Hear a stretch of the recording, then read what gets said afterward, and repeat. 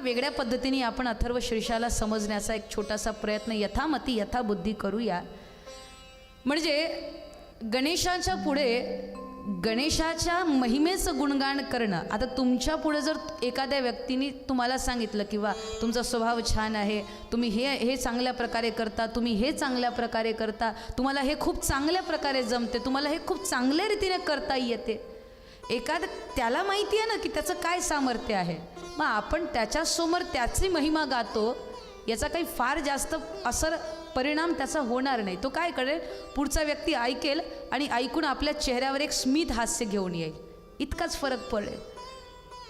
म्हणजे आपण जर गणेशाच्या पुढे अथर्व शीर्षाचं पाठ केलं, याचा अथर्व शीर्षाचा जर पाठ केला त्यावेळेला गणेश ऐकणार, श्री गणेश ऐकतील आणि ऐकल्यानंतर स्मित हास्य करतील आणि म्हणतील, अरे बाबा हे सगळं मला माहिती आहे, त्वमेव केवलम करतासी त्वमेव केवलम धरतासी, अरे मला माहिती आहे मी काय करू शकतो।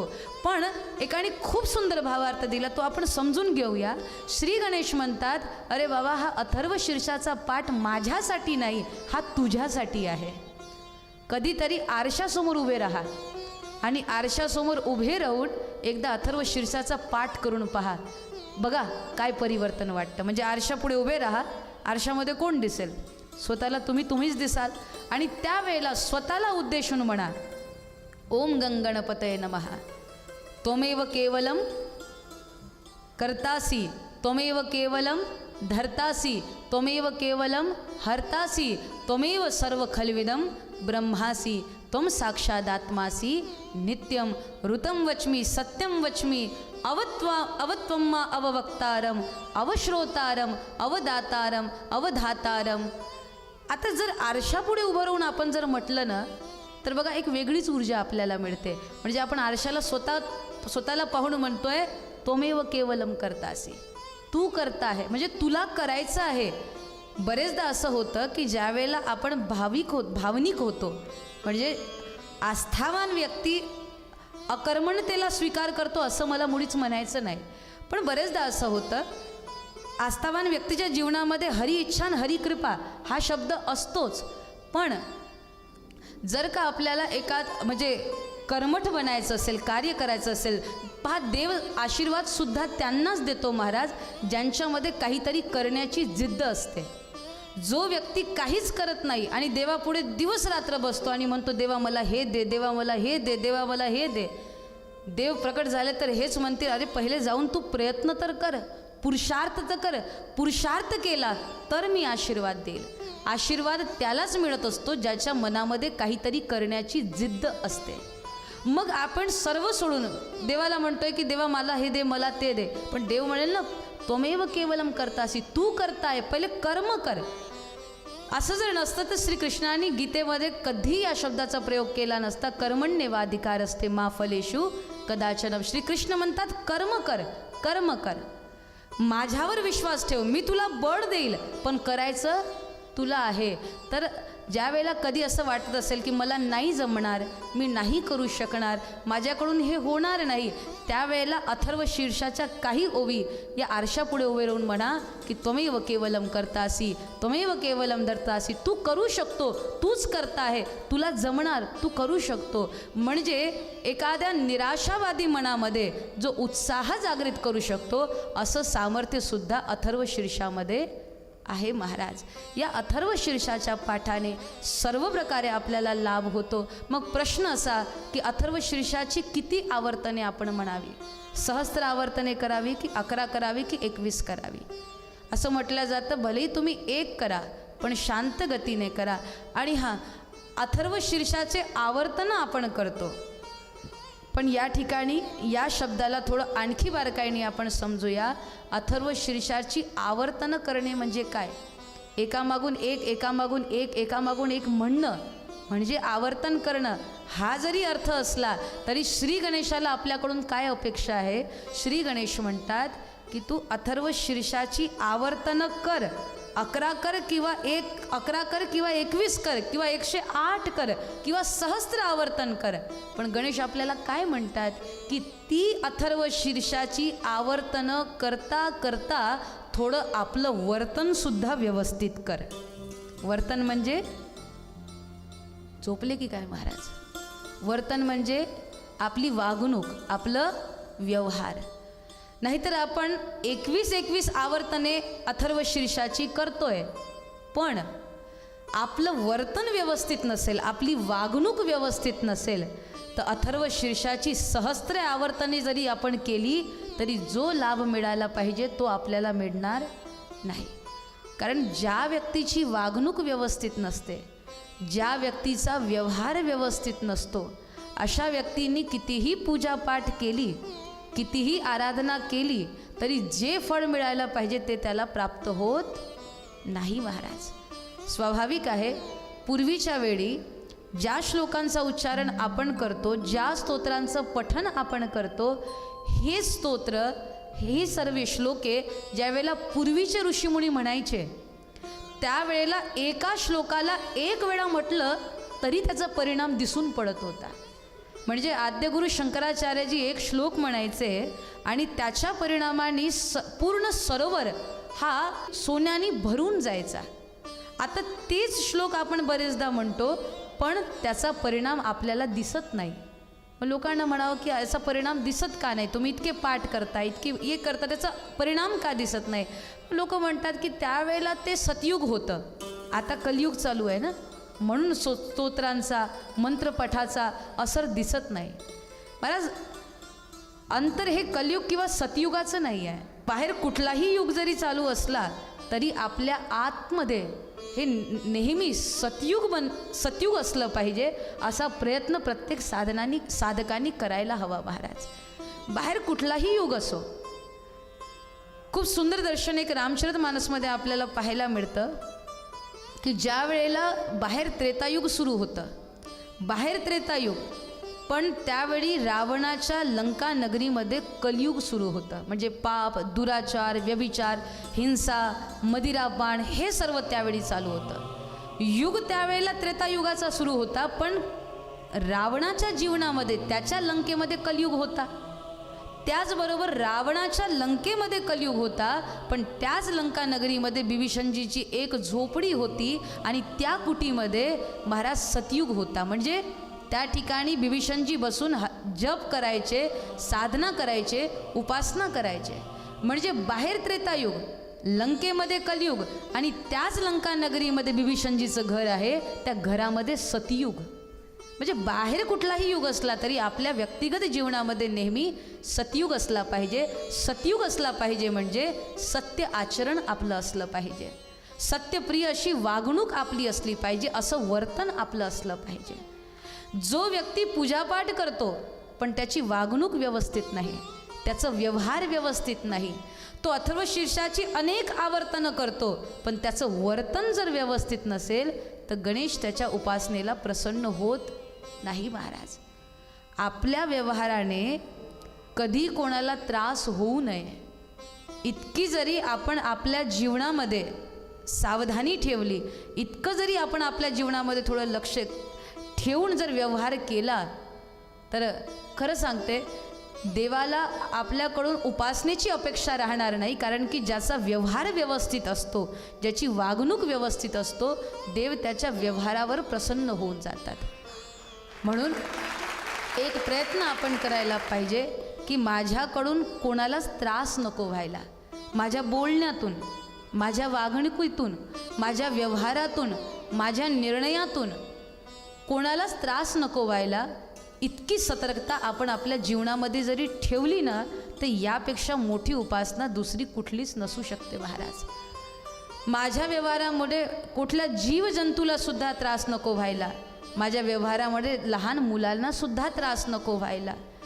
बरेचदा आपण विनोदामध्ये असं काहीतरी बोलून जातो, आपल्याला वाटतं की विनोद होत आहे, पण ज्यांच्यावर आपण विनोद करतो त्या व्यक्तीच्या स्वाभिमानाला कुठेतरी ठेस पोहोचलेली असते. आपण हसतो पण त्याच्या चेहऱ्यावर कुठेतरी निराशा आपल्याला दिसते, पण आपल्याला वाटतं की आपण तर विनोद करतोय, आपण कोणाची आपण कोणाला काही वाईट बोलत नाही, आपण विनोद करतोय. म्हणून बरेचदा कधी विनोदामध्ये सुद्धा आपण अशी वागणूक करून देतो जेणेकरून पुढच्या व्यक्तीला त्रास होईल. असं म्हटलं जातं की आपल्याला वेद पठन करता येत नसेल हरकत नाही, वेदांच्या ऋचा म्हणता येत नसेल हरकत नहीं। सुंदर म्हटलं गेलं कि अगर आपको वेद पढ़ना नहीं आता कोई बात नहीं, बस किसी की वेदना को पढ़ना सीख जाओ, किसी की पीड़ा को पढ़ना सीख जाओ, तब भी ये भी अपने आप में एक पूजा मानी जाएगी। आदत बुरी सुधार लो, बस हो गया भजन। आदत बुरी सुधार लो, बस हो गया भजन। आदत बुरी सुधार लो, बस हो गया भजन। आदत बुरी सुधार लो, बस हो गया भजन। मन की तरंग मार लो, मन की तरंग मार लो, बस हो गया भजन।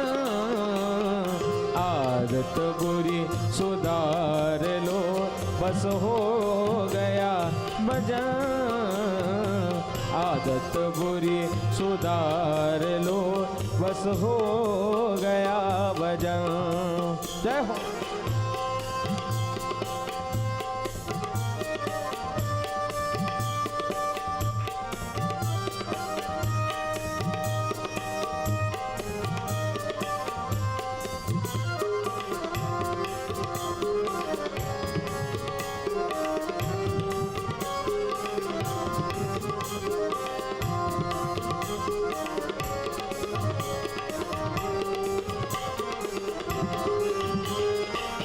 दृष्टि में तेरी खोट है, दुनिया निहार ले।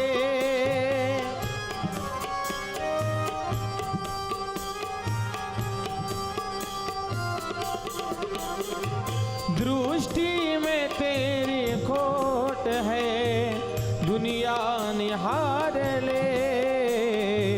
गुरु ज्ञान अंजन सार लो, गुरु ज्ञान अंजन सार लो, बस हो गया भजन। आदत बुरी सुधार लो, बस हो गया भजन। मन की तरंग मार लो, मन की तरंग मार लो, बस हो गया भजन। आदत बुरी सुधार लो, बस हो गया भजन। आदत बुरी सुधार लो, बस हो गया भजन। बस हो गया भजन, बस हो गया भजन। जो सही दुख पर छिद्र धुरावा, वंदनीय जही जगजस पावा। ज्याला दुसऱ्याचं दुःख हे आपलं वाटायला लागतं, जो दुसऱ्याच्या दुःखामध्ये दुःखी होतो आणि दुसऱ्याच्या सुखामध्ये सुखी होतो, अशी वागणूक ठेवणारा व्यक्ती हा देवाला फार आवडतो महाराज। आमच्या व्यवहारातून, आमच्या आचरणामधून कधीही कोणाला त्रास नको व्हायला, इतकी सतर्कतासुद्धा उपासनाच म्हटली जाते। आपण काय करतो, मंदिरातील देवतांना प्रसन्न करण्यासाठी आपण प्रयत्न करतो, आपण पूजा करतो, आपण उपासना करतो, करायला पाहिजे। पण चूक कुठे होते माहिती आहे का? आपण मंदिरातील देवतांना, त्या मूर्तींना, त्या विग्रहांना प्रसन्न करण्यासाठी आपण प्रयत्न करतो, पण ज्या मूर्ती देवानी बनवल्या, म्हणजे हे चालते फिरते हे जे लोक आहे, ही जी जनता आहे, ही देवताची कृती आहे। आपण जी मंदिरामध्ये मूर्ती स्थापित करतो त्याला कोणीतरी मनुष्यानी बनवलं असेल, कोणीतरी कारागिरांनी बनवलं असेल, पण हे जितकेही चालते फिरते मनुष्य आपण बघतो, यांना बनवणारा कोण, याचा शिल्पकार कोण, तो म्हणजे देव। आता माणसानी बनवलेल्या त्या विग्रहाला, त्या मूर्तीला प्रसन्न करण्यासाठी आपण प्रयत्न करतो, पण ज्या मूर्ती देवानी बनवल्या, म्हणजे हे लोक, ही जनता, यांच्याबरोबर आपण व्यवस्थित व्यवहार करत नाही, आपण बेईमानी करतो, आपण व्यभिचार करतो, आपण आपल्या सुखासाठी दुसऱ्यांना जर त्रास देतो, तर अशा वेळी आपण देवाच्या प्रसन्नतेसाठी कितीही पूजापाठ केली तरी देव प्रसन्न होणार नाही. देव म्हणतो, अरे बाबा, जनतामध्येच जनार्दन आहे, मानव सेवेमध्येच माधव सेवा आहे, हे माझं चालतं फिरतं प्रत्यक्ष रूप आहे. तू यांच्याशी खोटं बोलतो, तू यांच्याशी कपट करतो, तू या जनतेशी, या लोकांशी तू दुराचार करतो, दुर्व्यवहार करतो आणि माझ्या मंदिरात येऊन अर्धा तास तू माझी स्तुती गातो, माझी उपासना करतो. मी कसा तुझ्यावर प्रसन्न होऊ? तू माझ्या बनवलेल्या या लोकांबरोबर व्यवहार बरोबर करत नाही आणि तू माझी उपासना करतो, यावर मी तुझ्यावर कसा प्रसन्न होईल? एक सुंदर कथा आहे महाराज. एका मंदिरामध्ये एक सेठजी त्या ठिकाणी दर्शनाकरता गेले आणि त्या सेठजीनी जवळच एक सुंदर हारांचं दुकान होतं. त्या दुकानामधून त्यांनी 250 रुपयाचा एक हार विकत घेतला आणि हार विकत घेऊन ते पैसे त्या दुकानदाराला ते सेठजी देणार की इतक्यात त्यांच्याजवळ एक लहान मुलगा जो भिक्षा मागून आपलं पोट भरत असेल किंवा मागून जसं मिळेल तसं आपलं पोट भरत होता आणि जीवन जगत होता, या अवस्थेतलं एक छोटंसं बाळ 11-12 वर्षाचं असेल, तो त्या सेठजीजवळ गेला आणि त्या सेठजीजवळ जाऊन म्हणाला की सेठजी, मला खूप भूक लागली आहे, मी 3-4 दिवसापासून काहीच खाल्लेलं नाही, मला खूप भूक लागली, मला पैसा नको, मला तुम्ही काहीतरी खायला द्या, मला खूप भूक लागली. अशा वेळी हे म्हणताना त्या मुलाकडून चूक फक्त एवढी झाली की त्यांनी हे वाक्य बोलते वेळी त्या सेठजीच्या हाताला स्पर्श केला आणि आवाज देत हाताला स्पर्श करत म्हणाला की मला पैसा नको, मला काहीतरी खायला द्या, मला खूप भूक लागली. आता ज्या वेळेला त्या गरीब मुलांनी त्या सेठजीला स्पर्श केला त्यावेळेला त्या सेठजीला इतका राग आला की त्यांनी धक्का देऊन त्या मुलाला आपल्यापासून दूर केलं, पण रागाच्या भरात इतक्या जोरात धक्का दिला की ते गरीबाचं पोर ते जमिनीवर पडलं. त्यानंतर सुद्धा त्या सेठजीला त्या व्यक्तीवर, त्या बाळावर काहीच दया आली नाही. त्यावेळी त्यांनी आपल्या खिशामधून रुमाल काढून आपला हात साफ केला, ज्या ठिकाणी त्या गरीब पोराने स्पर्श केला तो हात साफ केला आणि त्या गरीब पोराला रागावत ते बोलले. म्हणजे त्यावेळेला ते रागावायला लागले त्या मुलाला आणि अपशब्दाने त्याला बोलू लागले. अशा वेळी एक सज्जन व्यक्ती कुठेतरी दूर उभा राहून हे सर्व पाहत होता. त्या सज्जन व्यक्तीला त्या बाळावर दया आली आणि ते एका दुकानदाराजवळ गेले आणि जाऊन दुकानदाराला म्हणाले की बाबा, हे 10 रुपये घे आणि एक उसाचा रस बनवून दे, एक ग्लास उसाचा रस बनवून दे. त्या सज्जन व्यक्तीने तो ग्लास घेतला रसाने भरलेला आणि त्या गरीब पोराकडे ते गेले. त्याच्या डोक्यावर हात फिरून तो सज्जन व्यक्ती मोठ्या प्रेमाने म्हणाला की बाळ, भूक लागली आहे ना तुला खायचं आहे ना, काही जास्त तर नाही, पण हा एवढं हे तू ज्यूस पिऊन घे, तुला ठीक वाटेल. आणि अशावेळी त्या सज्जन व्यक्तीने त्या गरीब पोराच्या हातामध्ये तो ग्लास दिला. किती दिवसापासून तो उपाशी असावा महाराज, ग्लास जसा त्याच्या हातामध्ये आला तो लगेच तो सगळा रस तो पिऊन त्याच्या चेहऱ्यावर त्याची तृप्ती जाणवत होती की काहीतरी मला थोडीफार माझ्या मनाला शांती मिळाली, मी भुकेने व्याकुळ होतो, मी क्षुधेने व्याकुळ होतं, या रसामुळे कुठेतरी मला आंतरिक शांती मिळाली असं त्याच्या चेहऱ्यावर दिसत होतं. आणि तो गरिबाचा पोर त्या सज्जन व्यक्तीच्या हातामध्ये तो ग्लास देतो आणि काही वेळ त्याच्याकडे पाहत राहतो आणि पाहता पाहता एकदम त्या पोराच्या चेहऱ्यावर एक हास्य येतं महाराज. म्हणजे तो जसं की धन्यवाद करतोय त्यांना, त्याच्याकडे शब्द नाही बोलायला, तो मनाने हसून धन्यवाद करतोय. आणि जसं त्या लहान पोराच्या चेहऱ्यावर त्या सज्जन व्यक्तीने हास्य बघितलं, त्याला वाटलं की माझी सेवा आज झाली, माझी पूजा आज झाली. आणि ते गरिबाचं पोर त्या सज्जन व्यक्तीकडे पाहतं, हसतं आणि प्रसन्नतेने आनंदाने तिथून निघून जातं. अशा वेळी त्या सेठजीने ज्या वेळेला हे सगळी घटना बघितली, त्या सेठजीला मोठा राग आला. तो सेठजी म्हणाला की अरे बाबा, ज्या वेळेला मी त्याला दिलं नाही, तू का दिलं? तुमच्यासारखे लोकच या भिकारी लोकांना तुम्ही आपल्या डोक्यावर चढवून घेता, काय गरज होती? जेव्हा मी त्यांना दिलं नाही, तू का दिलं? तर अशा वेळी त्या सज्जन व्यक्तीने जे उत्तर दिलं ना, ते फार सुंदर होतं महाराज. तो सज्जन व्यक्ती म्हणाला की सेठजी, तुम्ही मंदिरात जाताय ना, आणि त्या मंदिरात जाण्याकरता तुम्ही 250 रुपयाचा हार विकत घेतला. पण एक सांगू, तुम्ही ज्या देवाच्या प्रसन्नतेसाठी, त्या पांडुरंगाच्या प्रसन्नतेसाठी, त्या देवाच्या प्रसन्नतेसाठी 250 रुपयाचा हार घेऊन तुम्ही मंदिरात जातायत.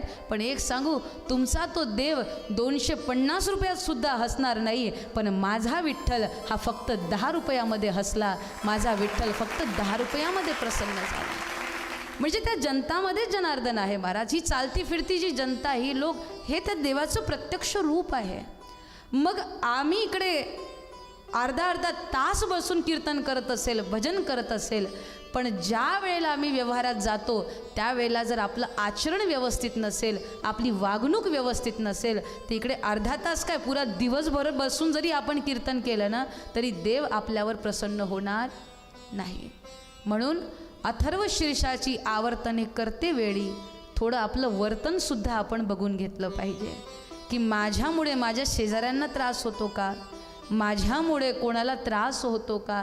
जर आपण इतकं लक्ष ठेवून महाराज आपण त्या पद्धतीने गणेशाची उपासना केली, म्हणजे अथर्व शीर्षाचा जर पाठ केला, तर अथर्व शीर्ष आपली वागणूक, आपलं वर्तन व्यवस्थित करून जर आपण अथर्व शीर्षाची आवर्तने म्हटली, तर मला असं वाटतं की एका अथर्व शीर्षाच्या पाठाने सुद्धा श्री गणेश आपल्यावर प्रसन्न होतील महाराज. अथर्व शीर्षाच्या पाठाने बुद्धी आपली स्थिर होते.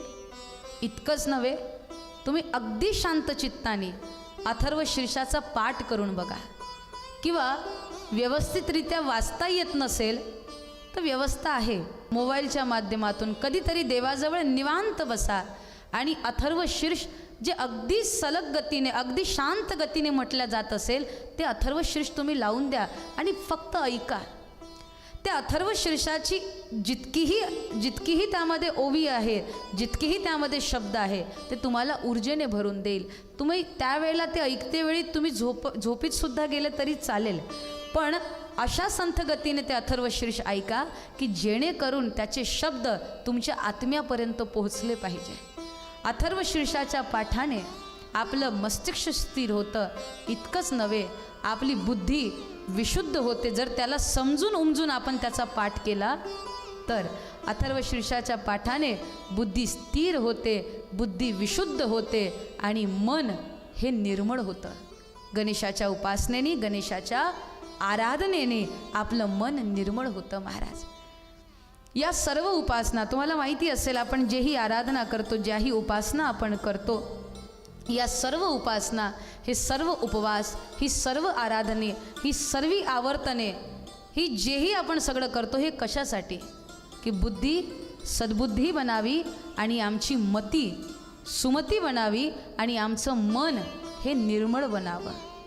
असं म्हटलं जातं, सर्व ग्रंथाचे एकची सार, शुद्ध करावे हृदय मंदिर. आपलं मन निर्मळ हो, यासाठी आपण आराधना करतो, यासाठी आपण उपासना करतो. कारण की मन जर निर्मळ नसेल, आणि ते निर्मळ होतं कशाने, भजनाने. मन निर्मळ होतं ते कशाने, उपासनेने. आपण जर म्हटलं माझं मन खूप अस्थिर आहे, यासाठी अस्थिर आहे कारण की आतमध्ये कचरा आहे भरलेला. मग अशा वेळी काय करायचं, तो जर कचरा बाहेर काढायचा असेल, त्यासाठी बसून एकाग्र होऊन बसून भजन करावं, बसून आपण मन स्थिर करावं, एकाग्र करावं. आपलं मन निर्मळच होतं महाराज. पण जसं जसं आपण संसारात जातो, व्यवहारात जातो, तसं तसं आपलं मन अपवित्र व्हायला लागतं. सुंदर पद गान केलं आहे आणि म्हटलं गेलं, मैं कब बना संसारी मुझे होश ना था, मैं कब बना संसारी मुझे होश ना था, मेरा निर्मल निर्मल मन था कोई दोष ना था, मेरा निर्मल निर्मल मन था कोई दोष ना था, मैं कब बना संसारी मुझे रोशना था, मैं कब बना संसारी मुझे होश ना था, मेरा निर्मल निर्मल मन था कोई दोष ना था। मेरा निर्मल निर्मल मन था कोई दोष ना था। मेरा निर्मल निर्मल मन था कोई दोष ना था। मेरा निर्मल निर्मल मन का कोई दोष ना था। मैं कब बना संसारी मुझे होश ना था। मैं कब बना संसारी मुझे होश ना था। मेरा निर्मल निर्मल मन था कोई दोष ना था। मेरा निर्मल निर्मल मन था कोई दोष ना था।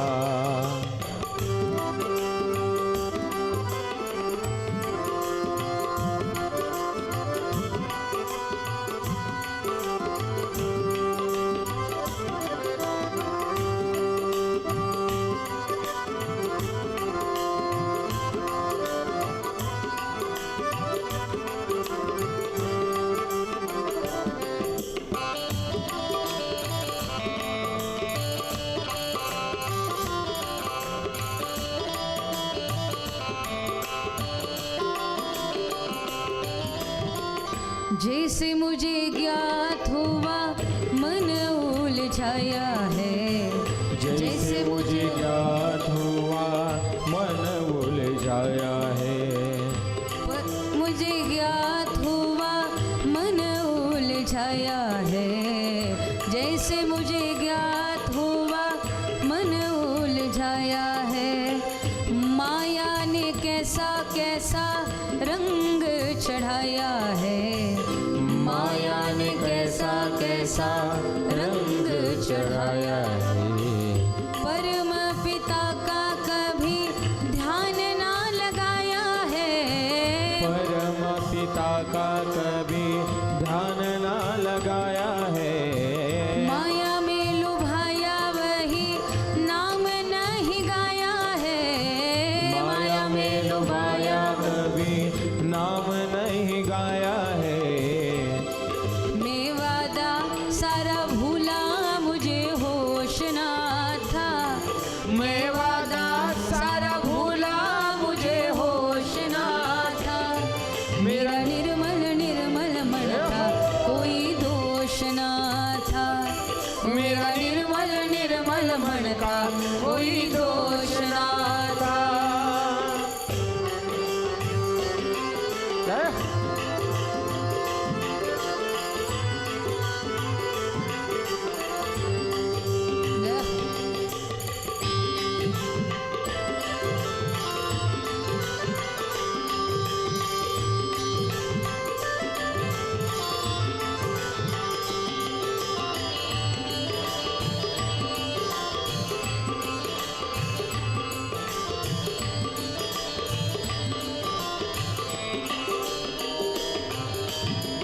याद रहा ना कुछ कष्ट उठाने का।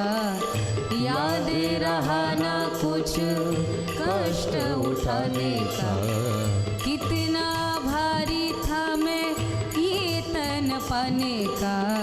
कितना भारी था मैं ये तन पाने का। मौका मिला ना कुछ ऐसा बनाने का। मौका मिला ना कुछ ऐसा बनाने का। मौका मिला ना कुछ ऐसा बनाने का। मौका मिला ना कुछ ऐसा बनाने का। मैं पा लिया चदरिया मुझे होश ना था। मैं पा लिया चदरिया मुझे होश ना था। मेरा निर्मल निर्मल मन था कोई दोष ना था। मेरा निर्मल निर्मल मन का कोई दोष ना था। मैं कब बना संसारी मुझे होश ना था। मैं कब बना संसारी मुझे होश ना था। मेरा निर्मल निर्मल मन था कोई दोष ना था। मेरा निर्मल निर्मल मन था कोई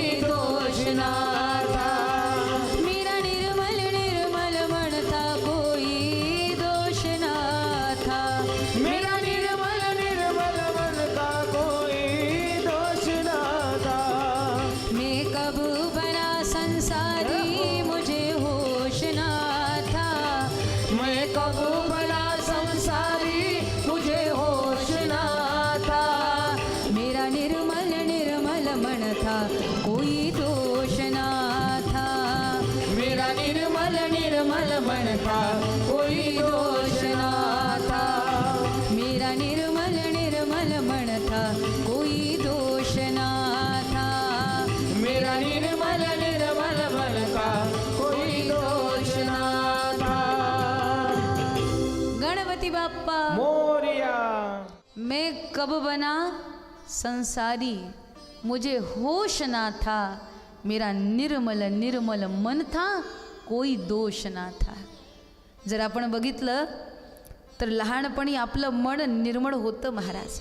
त्यावेळेला कुठल्याच प्रकारचं कपट, कुठल्याच प्रकारचा द्वेष, कुठल्याच प्रकारचं आडंबर आपल्या मनामध्ये नव्हतं. आपण एकदम स्वच्छ मनाचे. तुम्ही आज पण सुद्धा बघा, जे लहान मुलं असतात ना, त्या मुलांना कुठला स्वार्थ नसतो, त्यांच्या मनामध्ये कुठला लोभ नसतो, त्यांच्या मनामध्ये कोणाप्रती काही ईर्ष्या नसते, त्यांना स्वार्थ कळत नाही. जर त्यांच्या सहज भावाची जर तुम्ही परीक्षा घेऊ इच्छिता तर आपल्या एका हातामध्ये सोन्याची चैन घ्या, दुसऱ्या हातामध्ये चॉकलेट घ्या आणि ते दोन्ही हात एखाद्या लहान मुलांकडे घेऊन जा. मुलगा काय उचलेल? काय उचलेल? चॉकलेट. आणि तेच दोन्ही हात त्याच मुलाचे वडील जर कुठे बसले असतील त्याच्याकडे घेऊन जा, ते काय उचलतील? सोन्याची चैन. महाराज, लहान मुलांना स्वार्थ कळत नाही, त्यांना लोभ कळत नाही, त्यांना कोणाप्रती ईर्ष्यासुद्धा नसते. जसं ते कोण्या अनोळख्या व्यक्तीला सुद्धा भेटेल ना, ते अशा पद्धतीने त्यांच्याशी बोलेल जसं किती जुना परिचय त्यांचा असला पाहिजे, कारण की मनात कुठलं कपट नसतं. मग अध्यात्मामध्ये ज्यावेळेला आपण उपासनेला बसतो, ज्यावेळेला आपण आराधनेमध्ये बसतो, त्यावेळेला अथर्व शीर्षाचं पाठ करतेवेळी, आवर्तन करतेवेळी एक तर आपलं वर्तन व्यवस्थित असलं पाहिजे आणि दुसरं आपलं मन हे लहान मुलांसारखं असलं पाहिजे. ज्या पद्धतीने लहान मुलं असतात ना, त्या पद्धतीने आपण सुद्धा लहान बनून जा. लहान बनून जा म्हणजे काय? इथे खेळायला सुरुवात करा.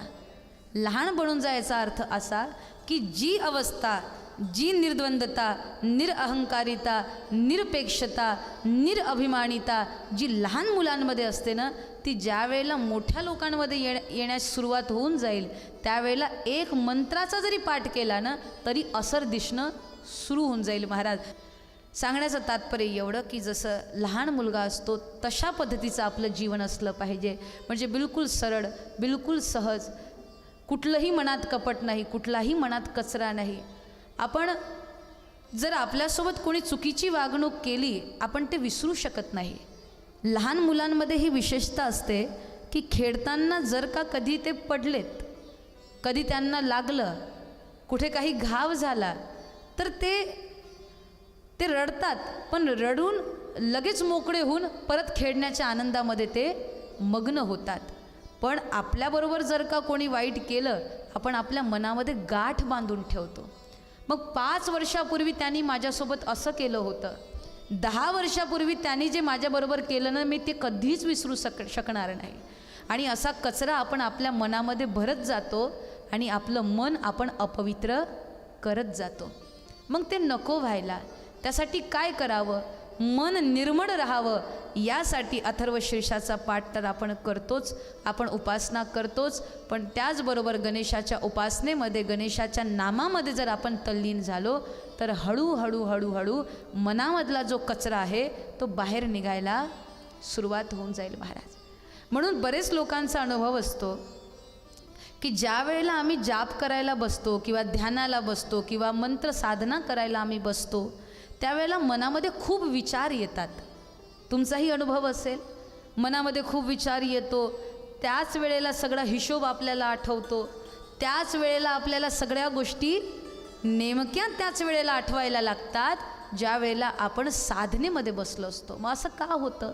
त्यामागे कारण असं, स्वाभाविकरित्या ज्या वेळेला एखाद्या बाल्टीमध्ये, एखाद्या बकेटमध्ये खराब पाणी भरलेलं असेल आणि त्यामध्ये तुम्ही शुद्ध पाणी टाकण्यास सुरुवात करा, ज्या वेळेला ती बकेट पूर्णपणे भरून जाईल त्यावेळेला तुम्ही बघाल की पहिले त्या बकेटमधून, त्या बाल्टीमधून जे पाणी बाहेर निघेल ते खराब. पण ती प्रक्रिया जर सुरू असेल तर खराब पाणी बाहेर निघत जाईल, निघत जाईल, निघत जाईल आणि एक स्थिती अशी येईल की ती बकेट पूर्णपणे शुद्ध पाण्याने भरलेली तुमच्यासमोर तुम्हाला दिसेल. साधनेमध्ये, उपासनेमध्ये सुद्धा असंच होत असतं महाराज. ज्या वेळेला आपण जापमध्ये, साधनेमध्ये ज्या वेळेला आपण बसतो त्यावेळेला पहिले कचरा बाहेर निघतो. म्हणून जर विचार येत असेल ना, येऊ द्या, त्याला थांबवू नका. ते विचार येऊ द्या, ते निघतील बाहेर. आणि जसे जसे ते विचार निघतील तसं तसं मन स्थिर होत जाईल. आणि जेव्हा मन स्थिर होईल आणि मग मन हळूहळू निर्मल व्हायला सुरुवात होऊन जाईल. ते मन स्थिर व्हायला सुरुवात होऊन जाईल. जर आपण असं म्हणूया की मन स्थिर झालं तर मी जपमाळ घेऊन जाप करेल, मन एकदा स्थिर होऊ दे त्यानंतर मी बसून जाप करेल, तर असंच होणं हे शक्यच नव्हे महाराज. हे शक्यच नव्हे की मन स्थिर झालं मग मी जाप करेल, असं होत नसतं. पहिले जापाला बसावं लागतं, जपा करता बसावं लागतं, नाम संकीर्तनासाठी बसावं लागतं. जप करता करता मन स्थिर व्हायला लागतं. म्हणजे एखाद्या व्यक्तीने म्हटलं की बाबा मी ज्या वेळेला पाण्यात पोहणं शिकून जाईल त्यानंतर मी पाण्यामध्ये उतरेल, तर हे शक्य नाही. जोपर्यंत पाण्यात तो उतरणारच नाही तोपर्यंत पोहणं शिकणार कसा. पण त्यांनी जर म्हटलं की मी आत्ता उतरणार नाही, एकदा मला पोहणं शिकू दे त्याच्यानंतर मी पाण्यात उतरेल, तर ते होऊ शकत नाही. शिकण्यासाठी पहिले पाण्यामध्ये उतरावं लागेल.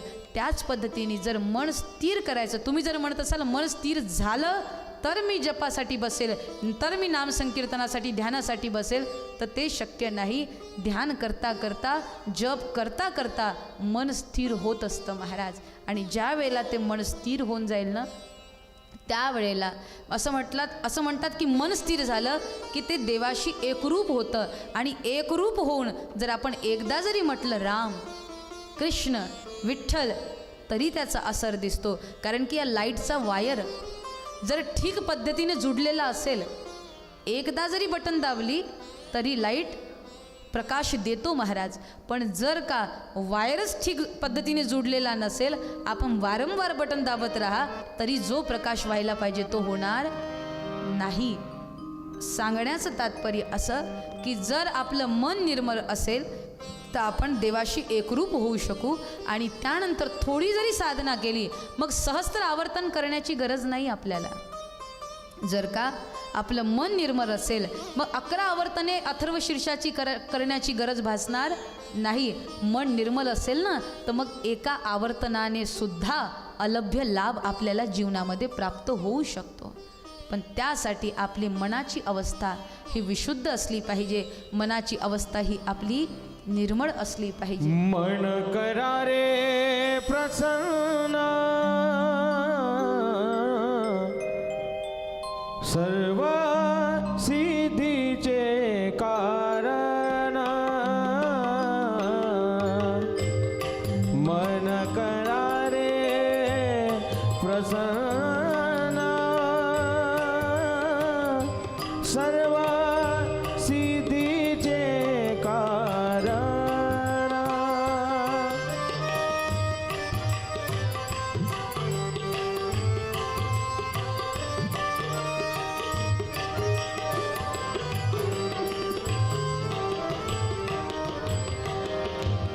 मोक्ष अथवा बंधन, मोक्ष अथवा बंधन,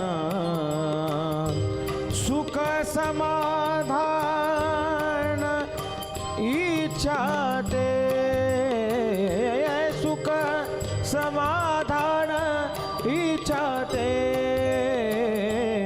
मन करा रे प्रसन्न, मन करा रे प्रसन्न सर्व सिद्धीचे कारण, सर्व सिद्धीचे कारण.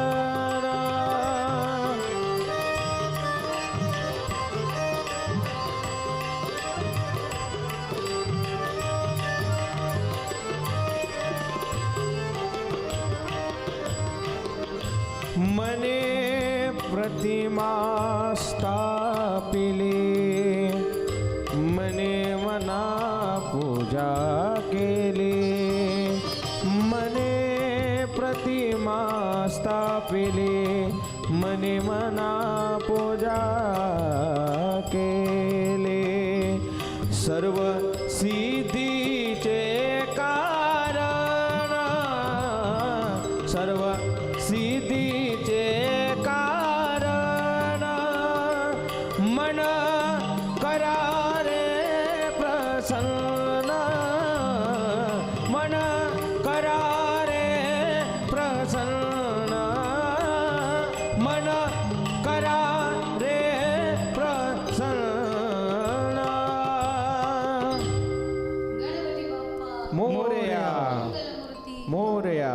माऊली, आजच्या कथेतून आपल्याला काय शिकायला मिळालं? गणपती बाप्पासारखं समर्पणातून समाधान आपल्याला शिकायला पाहिजे. गणपती बाप्पाचं मात्यापित्याप्रती समर्पण किती मोठं होतं. आपण सुद्धा आपल्या आईबापाची सेवा केली पाहिजे, त्यांना कधी दुखवलं नाही पाहिजे. एवढी मोलाची शिकवण आपल्याला आज मिळाली. तर माऊली, ही शिकवण मनात ठेवूया. आज इथेच थांबून उद्या पुन्हा भेटूया. मनात भक्तिभाव आणि ओठावर पांडुरंगाचे नाव घेऊन तुम्ही झी टॉकीजवरील तुमचा लाडका कार्यक्रम पाहत राहा. गजर कीर्तनाचा सोहळा आनंदाचा. स्पेशल पार्टनर गोपुरम कुंकू आणि हळदी पावडर. रामकृष्ण हरी.